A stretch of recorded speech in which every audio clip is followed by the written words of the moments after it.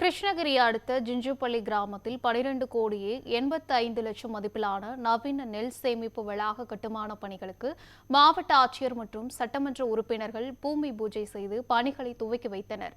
தமிழ்நாடு முதலமைச்சர் தலைமைச் செயலகத்திலிருந்து காணொலி காட்சி வாயிலாக தமிழ்நாடு நுகர்பொருள் வாணிப கழகம் சார்பில் கிருஷ்ணகிரி மாவட்டம் ஜிஞ்சுப்பள்ளி கிராமத்தில் ரூபாய் 12 கோடியே 85 லட்சம் மதிப்பில் 9000 மெட்ரிக் டன் கொள்ளளவு கொண்ட நவீன நெல் சேமிப்பு வளாகத்திற்கு அடிக்கல் நாட்டினார்.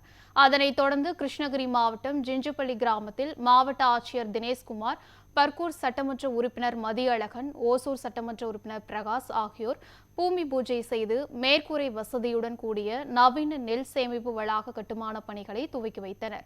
இந்த நவீன நெல் சேமிப்பு வளாகம் 10 ஏக்கர் நிலப்பரப்பில் தலா 3000 மெட்ரிக் டன் கொள்ளளவு கொண்ட 3 சேமிப்பு கிடங்குகள், அலுவலக கட்டிடம், சுமை தூக்கும் பணியாளர்களுக்கான அறைகள், காவலர் அறைகள், சுற்றுச்சுவர் உள்ளிட்ட வசதிகளுடன் கட்டப்பட உள்ளது குறிப்பிடத்தக்கது.